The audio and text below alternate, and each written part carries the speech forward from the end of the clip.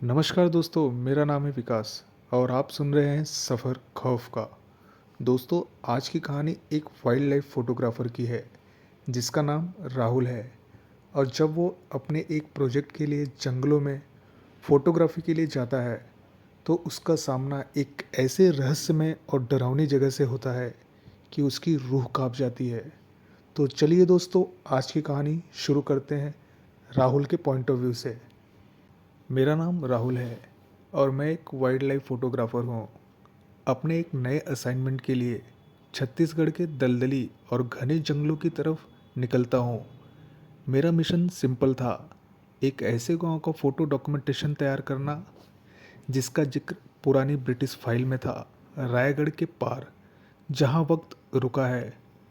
Train से उतरकर मैंने लोकल जीप ली और एक पुराने ड्राइवर मदन के साथ सफारी रूट पर निकल गया। जंगल शुरू होते ही जीपीएस ने सिग्नल खोना शुरू कर दिया था। ये रास्ता थोड़ा अलग है साहब, यहाँ से आगे लोग कम ही जाते हैं। मदन ने आंखों में कुछ छुपा हुआ लेकर कहा।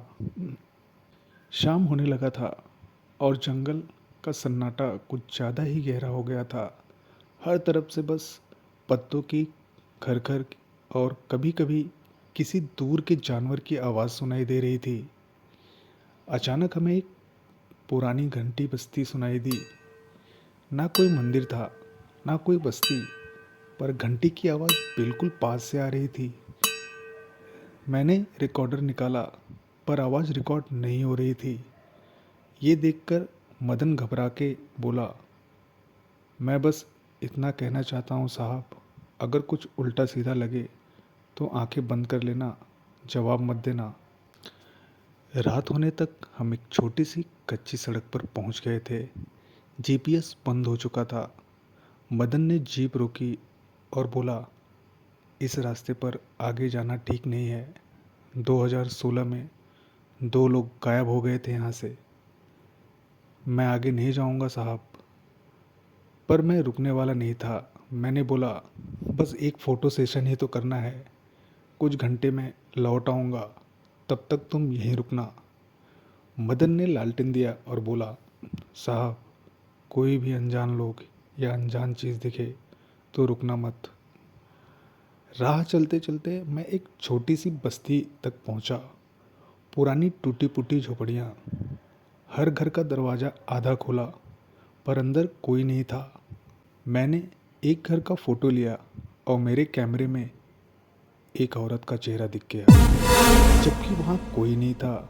मैंने पीछे मुड़कर देखा तो कोई नहीं, खाली हवा थी। एक घर था जिसका दरवाज़ा पूरा बंद था। मैंने दरवाज़ा खोला, लेकिन वो अंदर से खुला था, जैसे कि कोई मुझे अंदर से देख रहा हो। मैंने टॉर्च अंदर मारा तो देखा एक पुराना खत, एक कैलेंडर 1981 का और डायरी। 15 जुलाई 1981, रात 2 बजे फिर से घंटी बजी। उसके बाद से रमेश लौट के नहीं आया।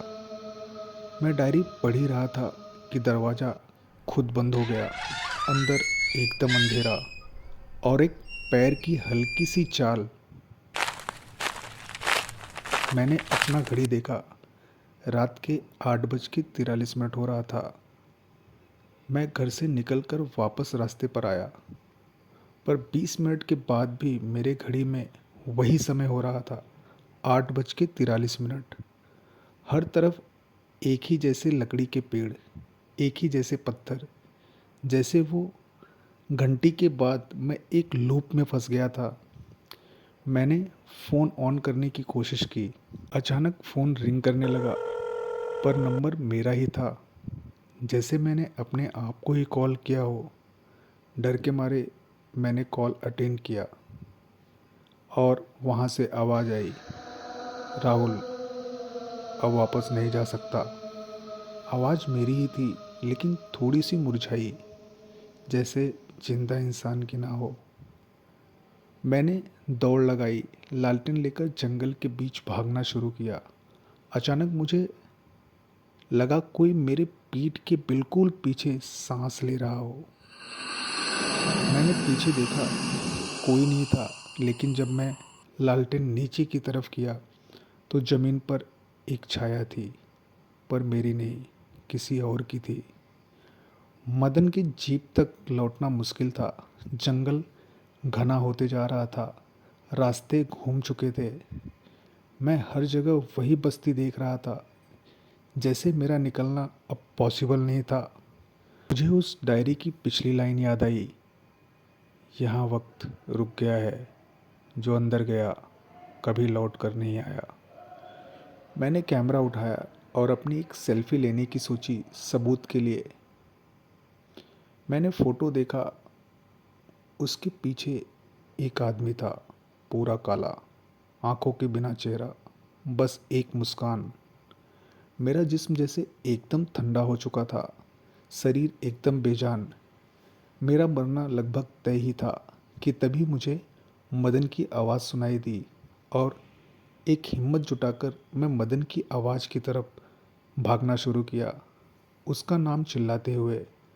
और अचानक मदन ने मेरा हाथ पकड़ के ज़ोर से खींचा, जैसे मुझे उसने किसी अलग दुनिया से बाहर निकाल लिया हो। अगर उस दिन मदन नहीं आता तो शायद मैं ये कहानी बताने के लिए ज़िंदा नहीं होता। तो मेरी आज की कहानी कैसी लगी दोस्तों? उम्मीद करता हूँ इस कहानी ने आप लोगों के अंदर डर पैदा किया होगा। अगर आपको मेरी कहानी अच्छी लगी तो प्लीज़ लाइक, शेयर, सब्सक्राइब करना ना भूलें और बेल आइकन को दबा दें ताकि मेरी वीडियो सबसे पहले आप तक पहुंच सके। तब तक के लिए जय हिंद।